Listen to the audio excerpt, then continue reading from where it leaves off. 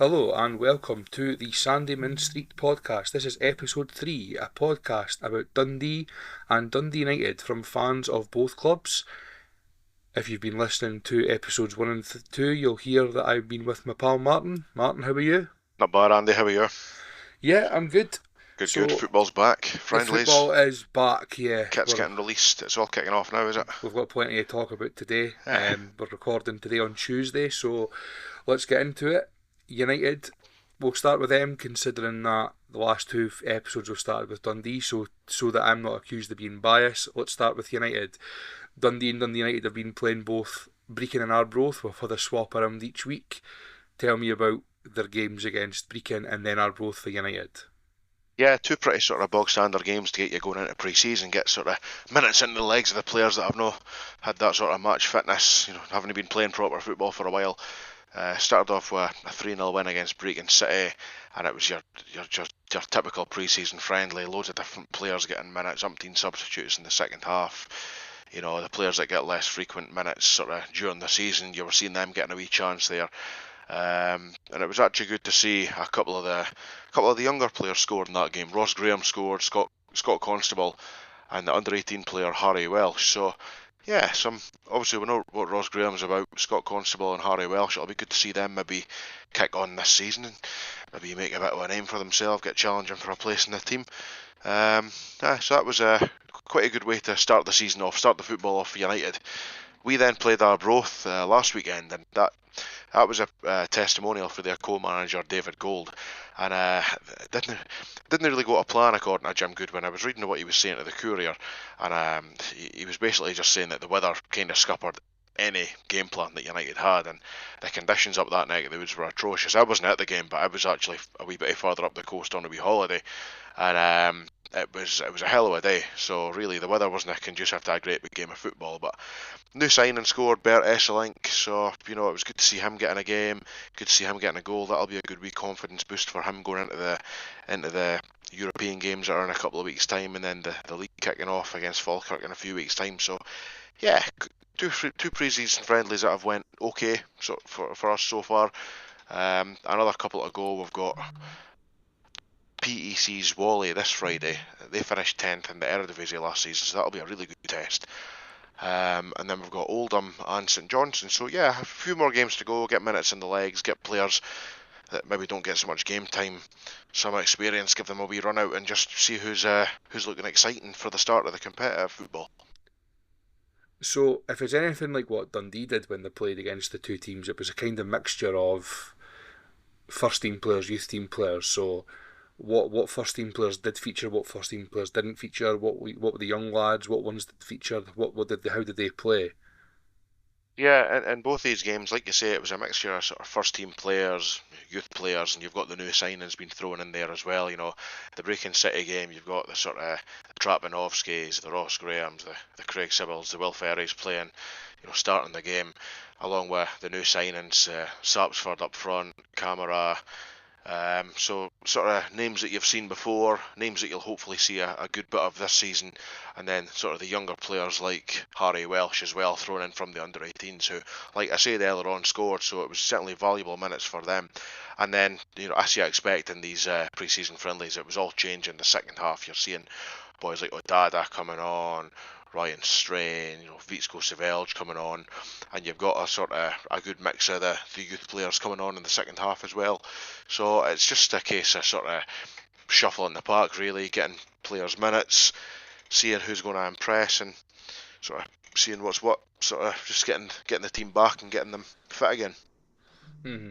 And since we last spoke, I think when we spoke in episode 2, United had signed maybe 3 players. Who have they signed since? Yeah, so we've got another 4 players in at the moment. We've got a new goalkeeper who's looks like a direct replacement for Jack Walton. He's our number 1 anyway, a Ukrainian guy called Yevhen Kucherenko. Looks a decent wee goalkeeper actually. I think goalkeepers it's a bit harder to judge. You see the YouTube clips and it's all camera saves, but with keepers I think it's more a case of you'll see how they are when you see them getting tested. You know, how are they with their bread and butter, their kicking, their commanding of the box, that kind of thing. So, you know, I've got faith in them. I don't think Jim Goodwin would be going and signing anybody that wasn't up for the task. So, yeah, I've got faith in that keeper. We've also got another few players in. We've got two new defenders. Bert Esselink, who scored against Arbroath. That was good for him, get a bit of a confidence boost for him going into the season.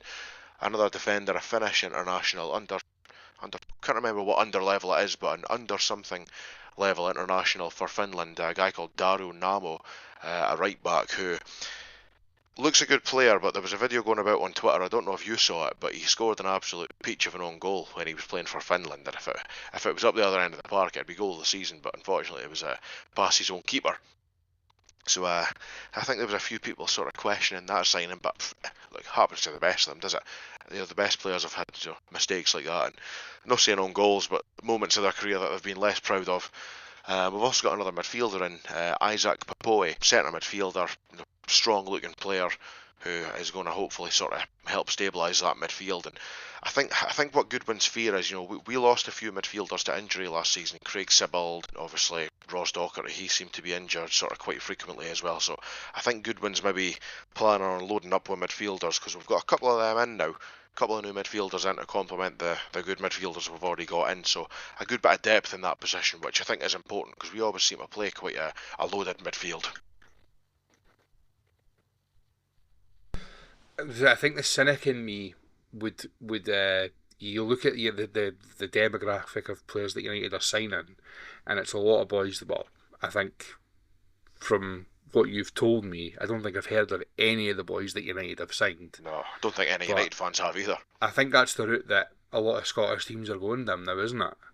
And Jim Goodwin's got a history of that. You look at the players that he's signed from sort of places like Macedonia for us, a lot of good players there. And even, when he was up at Aberdeen, Bojan Majowski, he plucked him out of the middle of nowhere, and look at what a player he was for Aberdeen, you know what I mean? An absolute fantastic goal scorer. So I think, sort of looking further afield into these leagues and that are a little less well known with Scottish fans, it's maybe not a bad idea. I've got no doubt you'll maybe sign a wee dud here or there. That happens every season, but I think Goodwin's got quite a good track record with his recruitment. So I'm excited to see what these players are like once they've got a few games under their belts. Yeah, he certainly seems to have a decent enough eye for a player. It's just, I think the route that he's going down can be risky, as opposed to going and signing Scottish British and Irish players, and you know what you're getting more, but you never know. I think it's a high stakes game. Yeah, as you say though, he's seen boys like Majowski. I think he maybe got the boy Ramadani when he was at Aberdeen. Yeah. Aberdeen have made a lot of money off these players, so you'll be hoping to emulate that at United. Yeah, hopefully get a good season or two out of them, get some goals and get some good football, and then maybe sell them on for a profit to bring more talent in. Yeah, definitely. That's obviously what clubs like ours have to do, isn't it? That's the way it is, unfortunately, isn't it? Yeah. And you were saying that Arbroath, the wind machine was on. I think it was very similar to what we experienced the week before.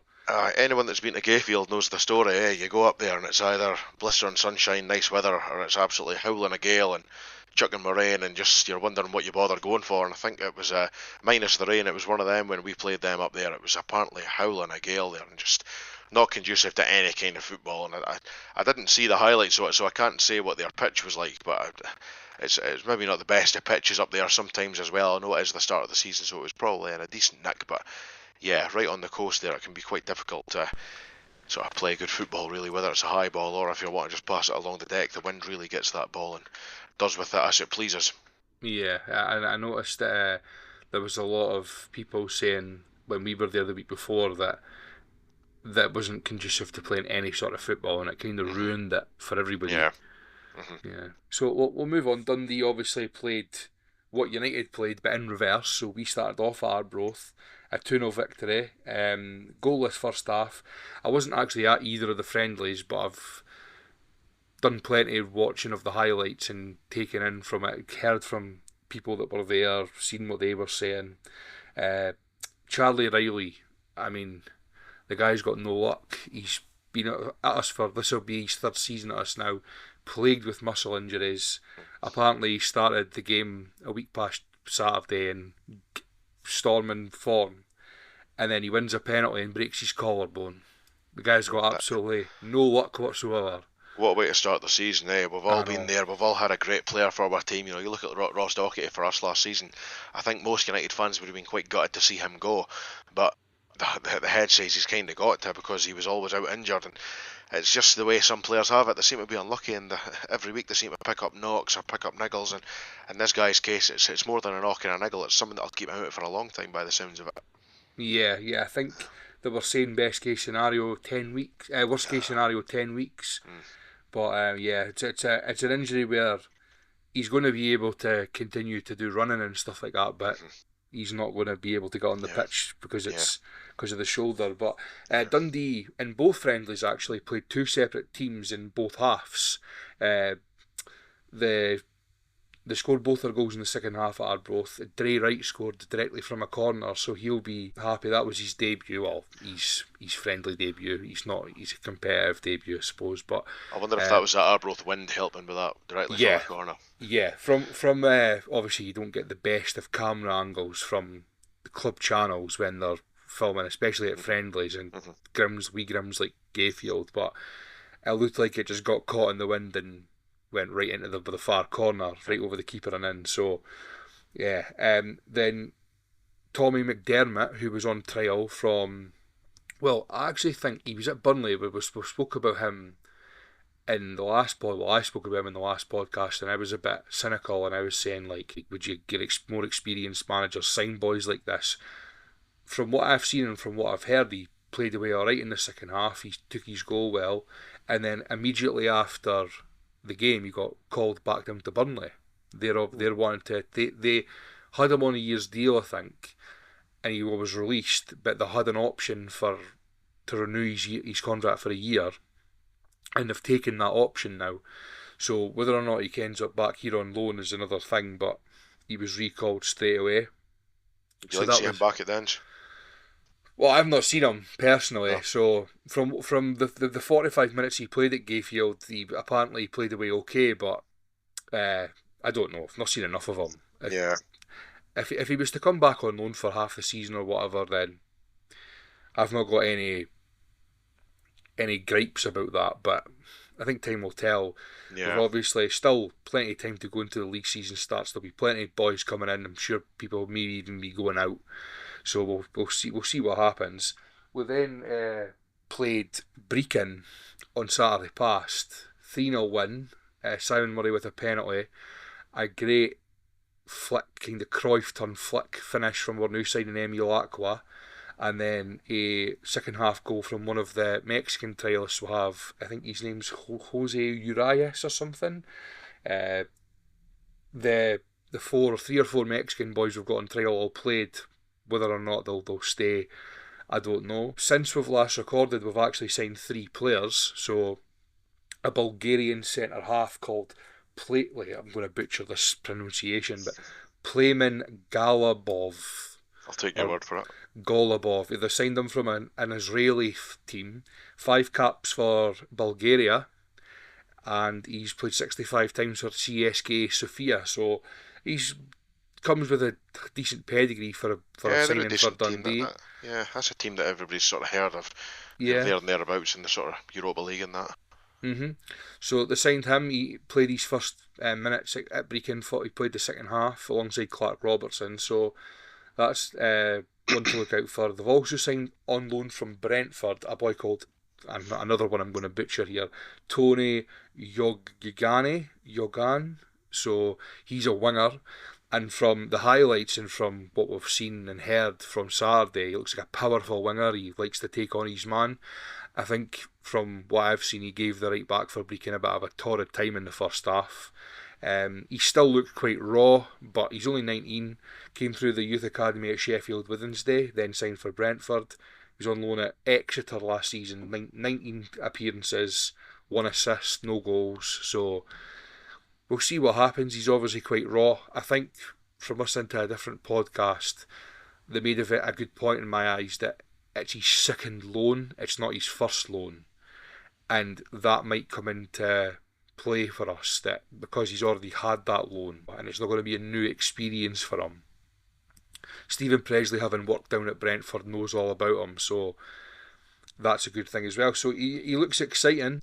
The other boy we've signed that I don't think he actually featured at Brechin, he signed, I think it might have even been last Friday, a striker from Brentford actually as well, but this one's a permanent deal called Ashley Hay. He's 21 years old, striker, spent the last 2 years at Brentford after playing non-league in England. He's ironically a plumber, so we could have him and Simon Murray up front, two ex-plumbers. He was on loan at Cheltenham last season, 21 appearances and 3 goals. So, like what I said to you, these are the sort of markets that Dundee and United and a lot of other Scottish teams are shopping in. Mm-hmm. So, I think some of them will be good players, some of them won't be so good. You just have to trying to find diamonds in the rough, taking punts and hoping for the best. Maybe not hoping for the best. It's obviously it's educated. It's the scouting's been done. They think they know what they're getting. But sort of these budget players that can turn out to be quite good. I think you're just kind of hoping that more of them are good than not good. Yeah. And unfortunately for Dundee, in the past, a lot of them haven't been as good as the ones that have. Mm-hmm. So, we'll see what happens. He'll obviously, I'm sure he'll feature at the weekend if they've got the registration through and whatnot. Yeah. Another couple of things to cover before about general things going on, ingoings, outgoings. Josh Mulligan, we spoke about him in the last podcast. He hadn't signed a new deal. That's now been confirmed that he's leaving. He signed a 3 or 4 year deal at Hibs. So good luck to him. It's always frustrating when you lose a player at a team in the same league as you. Yeah. Especially to obviously they're going to the old firm. It's frustrating, but especially going to a team like Hibs, where I'm not saying that Dundee are the similar size of club as Hibs, but you would like to think that they would be able to compete with them when they're playing against them. But they've got a bit of money now, do they? Yeah. Over the course of a season, I don't think that it's realistic to ask Dundee or expect Dundee to be able to compete with Hibs, especially when they're spending a bit more money than they usually do. But I think when you're playing against them 3 or 4 times over the season, you would hope that they'd be able to compete. And when they're signing some of your best players, it's no great. It's like when we lost Dylan Levitt to Hibs. It was for me a sickener, one of the most frustrating things that I've ever seen as a United fan. The young guy that we got from Man United, spent a bit of money on him. He was going to be the player that was sort of bought in, developed, sell for a good bit of money, and then he went to Hibs for I think less than what we paid for him from Man United. So it's very frustrating when you see a player go to another team in the same league. Yeah, and that's often what happens even when you don't. So you'll sell one of your better players to like a lower league team in England for money.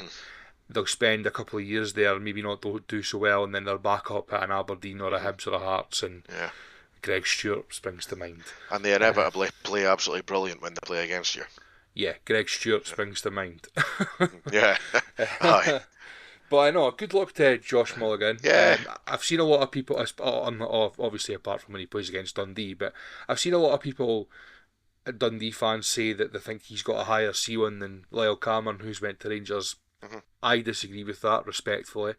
I think Lyle Cameron is a more technically gifted player than Josh Mulligan, and therefore has a higher ceiling. I think that a lot of the arguments for the Dundee fans was that he'll not feature as much at Rangers, but if Lyle Cameron continues to improve, he will play for Rangers. I have no doubt about that.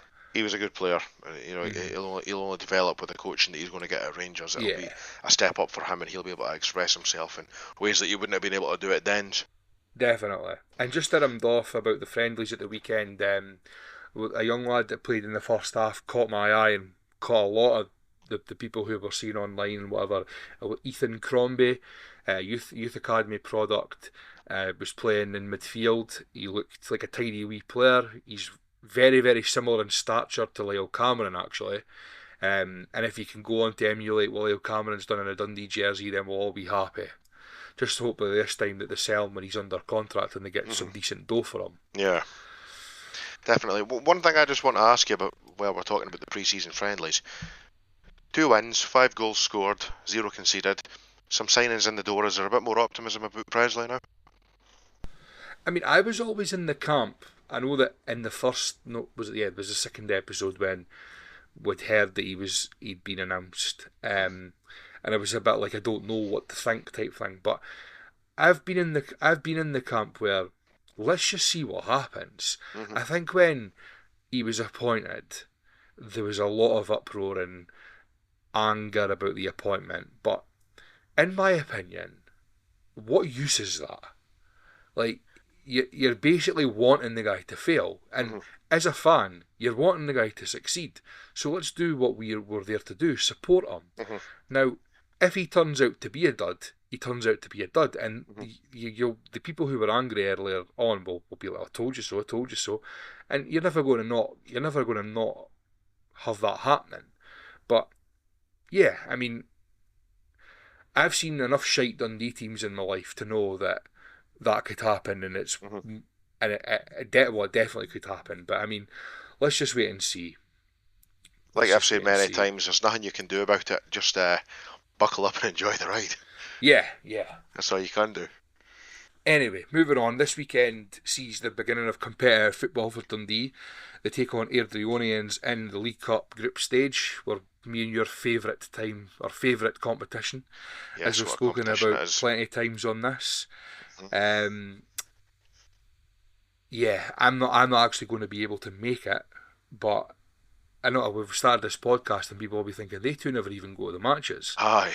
But yeah, I'm optimistic about that. I don't think Airdrie are as good as they were a couple of years ago. I seen them actually No. twice last season, and Dundee gave them a bit of a doing both times.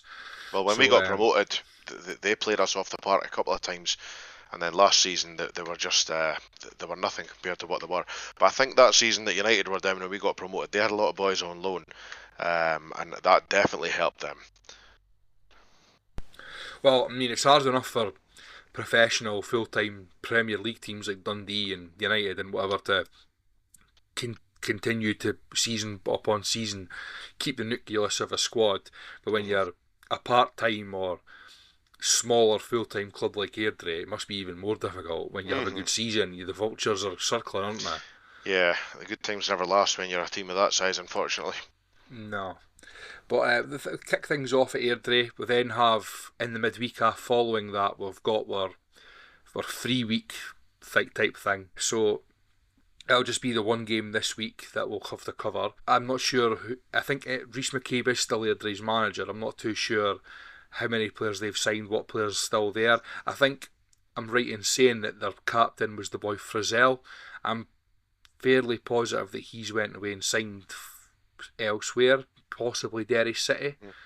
But I'm sure somebody will correct me if I'm wrong on that. But yeah, looking forward to it. The season's getting closer now. Not too long until the league season starts and we get back to normal. So yeah.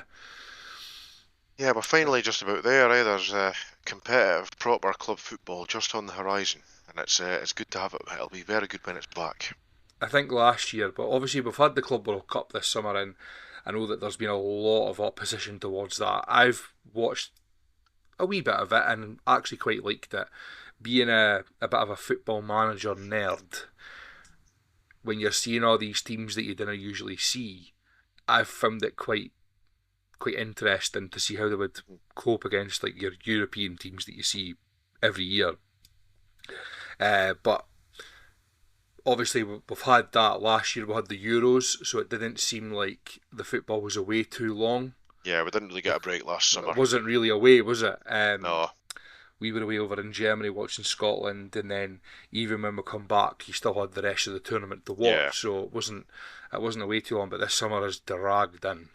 I think international tournaments are always different. When the Euros are on, when the World Cup's on, there's a massive buzz about it. But personally, for things like the Club World Cup, it does not interest me in the slightest. You know, I rarely watch European football as it is. You know, Champions League, Europa League. I couldn't tell you the last time I watched a Champions League, Europa League game on the TV. It just doesn't interest me. I don't have an English team, so I rarely watch English football. It's just United for me, for my sins. So I think, to be honest with you, I think there's too much football on the go. You know, Europa League, Champions League, Conference League, the Club World Cup and all that. It's just, as much as we all love football, I think you're getting bombarded with product as opposed to having football to watch. It seems like it's, what can we make money out of? You know what I mean? Like another competition on the telly kind of thing. But people enjoy it, and that's fair enough. But it's not for me, these Club World Cup things. Yeah, I think you're certainly in the minority. Yeah. Not the minority, the majority in that aspect. So from what I've seen, especially because it's in America, the kickoff times are a wee bit here, there, and Hmm. everywhere. And I have tried my best to watch as much of it as I can. It's not on console telly; No. it's on the Zone, and I think it's maybe on Channel 5 some of the games as well. I've been keeping up to date with it. I was watching a bit of the Chelsea game earlier on. I think they're through to the final now, so Mm. I think it's got the legs to grow a bit bigger, especially if a European audience gets gripped to it. If they have it one of the tournaments in Europe, I think it's got the possibility to get popular. But there's always going to be opposition towards it, and like you Hmm. say, there is a lot of football in there. I think that's kind of uh, the main opposition to it is that the players are playing too much football. Yeah. You've got Chelsea in the final now. They'll play either is it PSG or Real Madrid, I think so. Yeah. and if whoever the two teams that are in the final will have 3 weeks off, and then the league season starts. So Yeah, it's not a lot of time for the players to rest. The squad size of these clubs have always been big. That's nothing new, but they must be even bigger now. The fact that there's no such thing as a closed season for a lot of these clubs now. It's just football round the clock.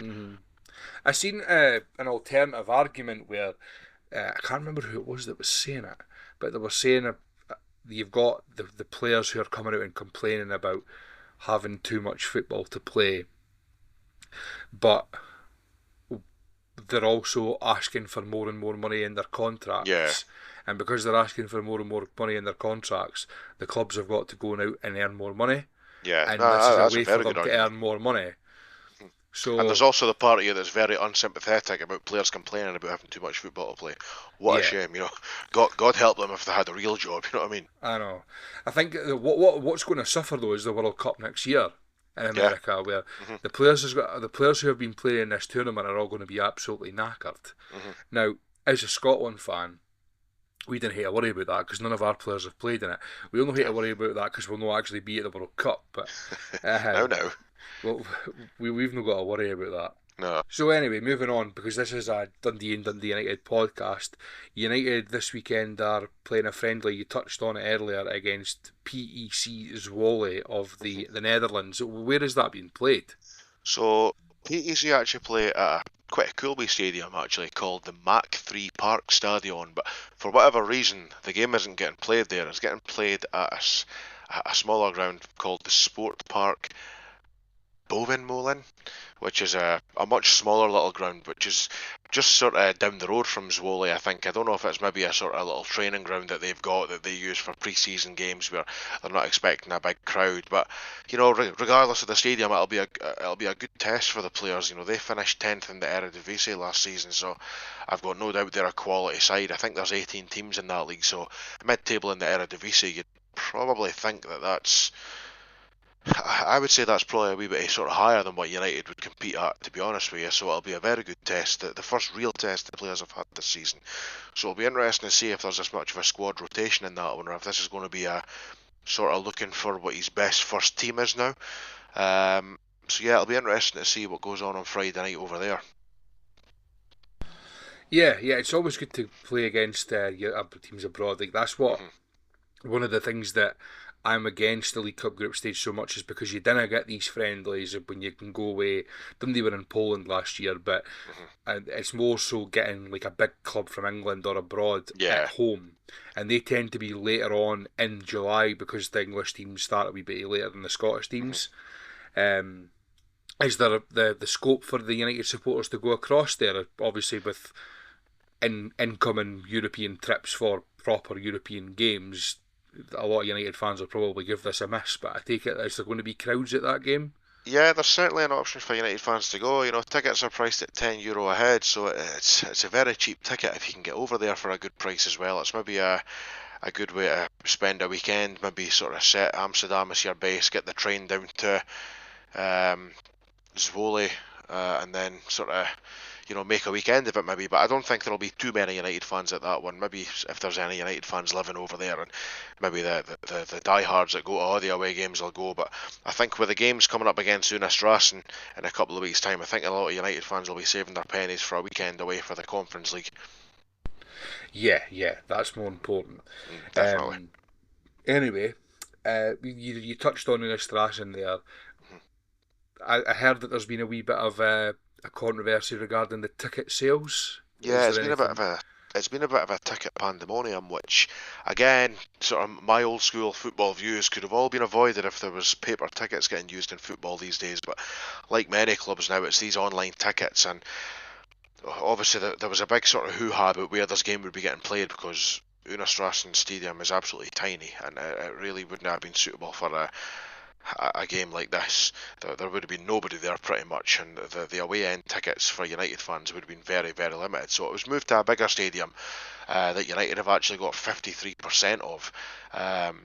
But the main sort of controversy with the tickets was that they weren't being sold by United, they were being sold online by Unistrassen, and because it was them selling them, there was no season ticket priority. It was just first come first serve pretty much, which was kind of annoying a lot of the loyal season ticket holders. And I certainly know how that feels. I've not got a season ticket this season, but I had one for about 15 years, and if I was wanting to go to this game, I'd have been quite annoyed myself. I think that, years of loyalty was meaning nothing. But again, it's nothing to do with United, and I've seen a lot of people online who are maybe a little sort of ignorant to the fact that it wasn't United's issue, that were sort of slating the club shop, the usual capers really. But it's got nothing to do with United. It's the way Unistrassen are dishing out these tickets. It's one of these things, unfortunately. And I've got no doubt those that really wanted tickets, hopefully got them. But I think that certainly going by what you see on Twitter and Facebook, there's a lot of unhappy Arabs. And even today, there was another 400 tickets released. They were gone within a matter of minutes, so I was led to believe, and it was totally impossible. Website crashing, having tickets in your basket, and then they were disappearing, and just a lot of unhappy fans that would have sort of liked it to be a more organised way of distributing these tickets. But like I say, it's got nothing to do with United, it's just the way Unistrassen have done it, so yeah, nothing much to be done there really. Yeah, I mean, there's got to be a better way for football clubs, rugby clubs, event concerts. There's got to be a way for tickets to be distributed better than the current online sales. And I say that I would imagine that they'll still be online, but their systems have got to be far better, because Totally. every single time you see people rushing to get Derby tickets, people rushing to get a Scotland ticket, people rushing to get the tickets for the Euros last year, Oasis tickets on Ticketmaster, anything on Ticketmaster, there's always people complaining. There's got to be, I know absolutely nothing about IT, but there's got to be a way for them to make their websites more rigid, because There must be. There's always complaints. There's always people complaining. There's people missing out who have sat there in the queue for an hour, and then they get to the front of the queue and get kicked out back to the start, and then they don't get their tickets. It's just not fair. I mean, I know absolutely nothing about the inner workings of how Unistrassen and Dundee United sell tickets to Dundee United supporters for an away game, and I know absolutely nothing about how the rules from UEFA on how tickets are sold for European games to away supporters. I would like to think that United would have been able to take charge of that situation and say, look, provide us with the tickets and we'll sell them to our fans. And I'm not saying that, and I'm wanting to say what I said first, because that might have not been a possibility for United. So if that wasn't a possibility, then I'm not wanting to come out and slate them for something that they weren't able to control. But I'd like to think there was an option for them to do that, because it's not fair that boys who go home and away every week and have a season ticket aren't getting a ticket, but some boy fancying a jolly does. It's just not fair. Yeah, I mean, you don't want to decry any sort of Arab out of a ticket to one of these games. Everybody's got the right to go and see, but at the end of the day, personally, the way I see it, you can't expect to go to these big games if you over people that go to the drudge games as well, the Tuesdays away at Livingston, or trips up to Dingwall or whatever. You know what I mean? I think there definitely needs to be some sort of loyalty I don't know if it's a point system maybe, or some kind of loyalty scheme going forward that the United can maybe implement. I don't know if Dundee would want to do that as well. I think user online is now as well. So hopefully going forward that's something we'll see. But like I say, in this case, as far as I'm aware, United were working closely with Strassen, but weren't able to sort of secure the management of the ticket distribution for the away leg for whatever reason. Don't know. And it caused a bit of controversy, but the tickets are gone now. That's that. It's done and dusted. Whoever's going's going. The tickets are on sale as well for the home game to season ticket holders. So not having a season ticket this season, I can't log in and see what the ticket sales are looking like. And I won't make that game, unfortunately, myself. When that's at Tannadice, I'll be away on my holidays. So I'll be keeping an eye on the ticket sales, but I won't be getting one myself, unfortunately. But I'd like to think there'll be a second tie. We've got to beat them and get a second tie, surely. Yeah, well, you would think so. Yeah. But I think going back to what you said regarding like a loyalty point system that United run, I think that that would be the way to go. But I think to run a system like that, it would cost United money, cost Dundee money, cost whoever it is money. I think your Hearts, your Hibs, your Aberdeen, Celtic and Rangers, they have that in place because they, more often than not, will sell out away fixture allocations. When you've got... United are going to sell out Dens, they're going to sell out the small allocation that you get at Tynecastle. They'll potentially sell out Aberdeen. But other than that, and then I think Hibs have got a cup allocation now that United will probably sell out. But other than that, United are going to sell one out every single other away game. And that's not me being like trying to be cheeky or anything like that. That's just that United are going to selling out that big stand away at Motherwell, are they? So it's not worth United's time to have that for 4 or 5 games. Yeah. So I think that is the reason why that the clubs don't have that, and that the season ticket holders usually get priority. Yeah. I think that's a fair enough point. Like you say, it would cost them money to implement that, and realistically, how many games a season are away end tickets selling out?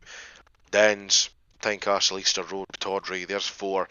A cup semi-final, a cup final if you're getting to it, which is, rare. So maybe the cost just the cost probably outweighs the benefit on that one, unfortunately. I think that points and like loyalty points, that like a scheme like that is the only fair way to do it, because you've got for example, the way that Dundee operate it. I'm in a supporters club, right, and I go on a bus every week or every away game.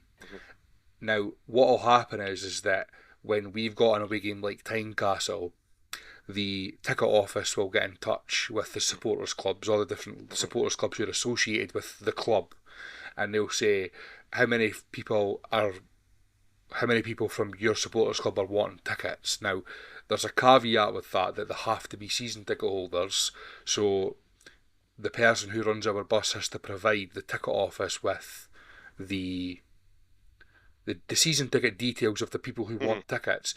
But even then, we get limited to how many tickets we get, especially for Tynecastle. But that's not a fair system either, because you'll have boys like we know a guy who we were at school with, who we're pals with, who he goes through in the car every away game. That's the way that him and his dad and whoever they go with, that's the way that they choose to do it. But they don't miss away games. Like, I don't miss away games, but I'm on a bus and they aren't. Yeah. So because they're not linked to a supporters club, because they just choose to go through in the car, it makes life even harder for them. They go into a queue with the rest of the season ticket holders, whereas not every season ticket holder is going to every away game. They would have loads and loads of points, so the other season ticket holders wouldn't. So I think that's the only fair way to do it, and I think inevitably that will come in eventually, further down the line, for even clubs as like ours. But there's just no fair way to do it really, unless you're doing that system. And it's a concern for me as well. Obviously, I've made it known that I've not got a season ticket this season, unfortunately. But living in Glasgow, I've got a fair few home games. St Mirren away, Motherwell, Kilmarnock, Rangers, Celtic, you know what I mean? And these are grounds that you never struggle to get tickets for, so should be okay in that sense. But say you've got a cup tie against St Mirren, you could easily sell out that stand behind the goal, and because I've not got my season ticket this season, I wouldn't get to go to a game which is 15 minutes in the car, half an hour on the train, you know what I mean? Yeah. That's the thing about. See, when you say it, when you said earlier that you're old fashioned and you like paper tickets, I'm exactly the same. I collect all the stumps of all my tickets, so if I've gotten a paper ticket, I'm excited about it. And other than a point system, I don't think that there's really any fairer way to sell tickets than having a ticket office selling them, and you just go and join the queue when you Yeah. want to. And Hmm. if you have to camp outside all night, then Hmm. you've earned the right for that ticket by doing that. It's kind of Um, sad that that's gone, actually. I've only ever done that once, and it was the Hamilton playoff, our first season in the Championship when we got relegated, sort of 2016 time. And I think I was down there at about 6 o'clock, and I got my ticket at about 10:30. And it's a bit of a buzz, you know. You're in the queue, the people in the club shop are coming out with bacon rolls and that, and you're chatting away to people, and it's just, uh, it's a long morning, but there's something about it, you know what I mean? It's a bit of a buzz yeah, in the queue. Everybody's excited. They're all there for the same reason. You know what I mean? It's something that'll be missed, kind of.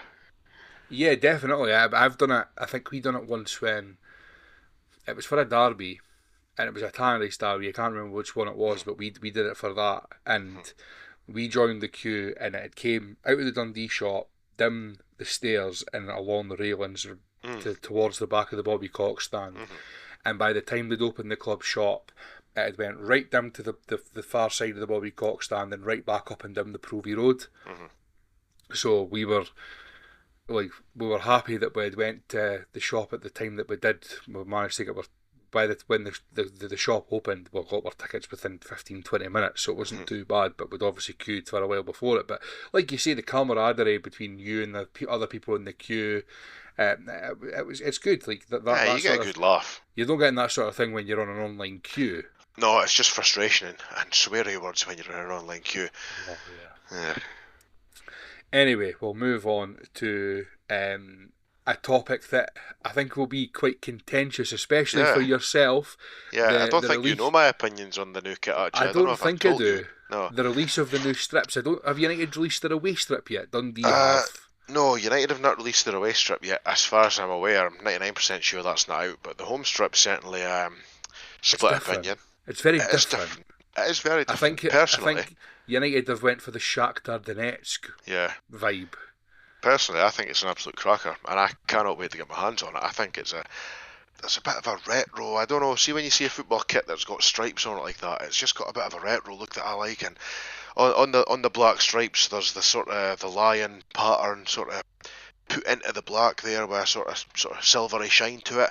And I just think I'm not a huge fan of the way the kit is as a whole, the shorts and the socks, but certainly the top. I think the top's an absolute belter. And like I say, I can't wait to get my hands on that one. No matter what the price. Name your price and I'll buy it like the mug I am. But yeah, it's definitely a winner from me. But a lot of United fans out there certainly didn't react like that to it. It was very much Marmite. You loved it or you hated it. Yeah, that's probably the best way to describe it. It's definitely Marmite. It's split opinion, definitely. I have to say, regardless of whether I'm a person who doesn't like Dundee United or not, I don't like it. I don't. I just don't think that the colours work well in stripes. I think that orange and black can go well when one of them's the more dominant colour, but when there's too much of the same colour, like too much of the two colours going on, and both of them are prominent, I just don't like it. See, it's a very subjective thing, you know. My favourite kit I've ever seen United wear in the time I've been going is the 2009-10 kit. Plain tangerine top, plain black shorts, plain tangerine socks. Simple, very effective, fantastic kit. We've had some kits that have been absolute honkers since then. We've had some good kits since then as well. But this kit, I really do like it. I think it's a good mix. For me, I don't necessarily prefer to see more tangerine than black or more black than tangerine or whatever. Like I say, personally, I think this is a real winner. And I just think it's very different and very good. Well, that's obviously, like you say, it's Marmite. If everybody's got entitled to their own opinion, obviously the Dundee have released both their strips. Yeah, what do you think of The them? Well, the home one's nice. The home one is nice. It's not one of my favourites, but I tend to say that every single year that Dundee release a kit, and then they either grow on me or they get worse. But I think that one will grow on me. But the away kit is lovely. I'm a sucker for pinstripes. I must admit, I'm looking at the two kits just now, and I think the away kit is quite nice. It's got that retro look about it, especially with the collar on it. The home top, I must say, obviously I'm a United fan, so I'd never say it looks great, but I'm not a fan of that Dundee home top. The reason being is that you've got Macron in the middle, then the Dundee badge in the middle underneath it, and then the sponsor in the middle underneath that. I just think there's a lot going on in the middle of that top, you know what I mean? And it leaves the sort of the two chest plates either side off a bear, and I just don't, personally, I don't like that look myself. I think if the Dundee and the Macron badge were placed side by side where the badges are on the away kit, I think it'd look nicer, but I just think there's too much going on in the middle there. I have to say I do like a central badge. That I do like a central badge, but I could get what you're saying. Dundee have had a few of them over the last couple of decades, I think, have they? I'm pretty sure the last season's badge was a central badge, was it not? I'm pretty sure it was, so, yeah. But when we first went with Macron, some of their kits were a bit questionable, but the past few seasons they've knocked out the park. The one that they had when they come up under Bowyer won the league and then Tony Dock's first season in charge, where I had the tartan down the sides and everything, that was probably up there with one of my favourite Dundee kits. The problem with Macron is the sizes absolutely snooker me. I can't get into one of them, but I need to go up to about a 14XL to get into one of them, because they're not made for people of my size, shall we say. The Macron sizes are very funny, but United as well, Macron have absolutely hit it out the park with some of the kits.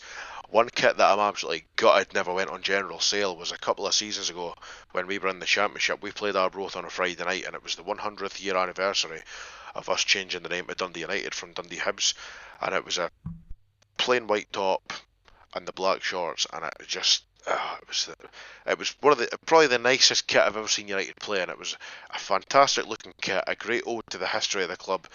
Before we played in tangerine and black, when it was just black and white, and gutted I never got my hands on one of them. They did go on auction, but I think they ended up going for far more than what I was willing to pay for a football top, unfortunately. But see, I didn't get that. Why would you do that? Why don't they just sell them? Like do like what they did with that Scotland top that was the 150th anniversary edition, and make it limited edition. Yeah. And just make, say, 1,000 of them. Mm-hmm. See, United do that. I think that's the thing that a lot of clubs are doing nowadays. United will release a remake of a kit from 20 years ago, and it's the club that does it, with a modern kit maker, so it's all official. It's not like a faker off some fake website. But that one that they played against Arbroath in, the white top, they never done it, and that would have been that would have flew off the shelf. Say, the club would have made a mint selling that top. Yeah, they would have, and that's why I don't get why they don't do it. Mm-hmm. Anyway, we're going to finish on this. So as the podcast grows, obviously this is only our third episode. We're still very, very amateur, and we're getting used to how it works, and not sounding not sounding shit basically, and going all the time. We're hoping to throw things out to the people who are listening. And when I say people who are listening, like I said in the last episode, there's other people that me and you have bribed. Mm-hmm. But we're gonna try and throw things out to the people who are listening and see if I can get some sort of response. So last month when we were at the Scotland-Iceland game, we had a chat about some sort of challenge that we could do. Now, we're looking for some advice on how that looks. So there's an app a lot of people will be aware of. It's called Footballogy, and effectively what that is that it keeps track of all the games that you've been to. It goes right back to as far as you want to go, and even if the games aren't logged on Footballogy by them, you can add them manually yourself. A great help for me, I've had it for a wee while now, a great help for me on that was the D-Archive. There is a United equivalent to that, which I think is a lot more, I say a lot more established. It's been around longer than the D-Archive, but the guy who runs the D-Archive has done a great job with that website, and as it continues to grow, it gets even better. It's been a great help for me to just search through the seasons since I've started watching Dundee. If they've not been logged on Footballogy, you can have a look through. So the first season, the season ticket was the 01-02 season, and you were able to have a look down and see friendlies that maybe weren't recorded on websites, recorded on that app, and see, I was actually at that game, and then you could log it, and it's showing how many games you've been to. Now, Martin is going to download that and log all his games. Yeah, I'll be on the Arab Archive looking through seasons gone, season gone by, and what a resource that Arab Archive is. Where they have got the stats and the pictures of players that played for us, 70 years ago. I couldn't tell you, but the Arab Archive, which has been around for quite a while now, really, if it's not on the Arab Archive, it's either false or not worth knowing. It's a fantastic website. There are two very, very good platforms. I have to admit, before the D-Archive was there was a couple of times where I had used the Arab Archive for Dundee-related things, but they were there and they were logged. So there are two very, very good platforms, and if you've never heard them, definitely go and check them out. I'll tend to find there's a lot of old highlights from games gone by that you've probably not seen in years. That's what I like about it the most. But anyway, going back to what we were discussing, we're going to set ourselves a challenge. It's going to be me against Martin. It's not going to be for anything, just a bit of fun. And what that challenge is, we don't know, but we're going to use this Footballogy app. So what I was thinking is that you've got this, when you log on every day, when you open the app in the morning, it'll have an on this day you were here. So on this day 20 years ago you were here. On this day 6 years ago you were here. And it'll show the games that you've been to on that day, on that date. Now, I was thinking it could be something regarding that. Now, what I was originally thinking was it could be, say for example, I'd been to 3 games on that date that I'd logged. One of them was a win, one of them was a draw, one of them was a loss. I would have 4 points, and I would add that to the league table. And what we'll do is we'll just use the games from the date that we'll record every week. But the more I think about it, I think that might be slightly unfair based on the fact that I'll have more games than you. So what I was thinking we'd do is that we just use the first game that comes up. So the most recent game, or we could use the oldest game. How that works, we're going to throw that out to the people who are listening. If you've got any suggestions, give me a message, give Martin a message. Yeah, we'll refine it and we'll get it sorted into a proper concept and get it going for the start of the season. Yeah, and that will kick off from the podcast after the season starts. So once the season's up and running, because at the moment I'm logging on every day and I'm seeing nothing, because obviously it's a time of year where there's not a lot of football, so you've not got a lot of games at this time of year that you were at. Once August gets up and running, there will be a lot more games than you're on this day, so it'll look, you've got more chance. And what'll happen is that, for example, if I've got a game on this day 3 weeks into the season and you have none, then I'll just pick up a point if that's the way that we're working it and you don't, and then we'll just have a wee league between the two of us, and we'll see how that goes. But we'll have a think about it. If anybody has any suggestions, give us a shout and we'll put that into play.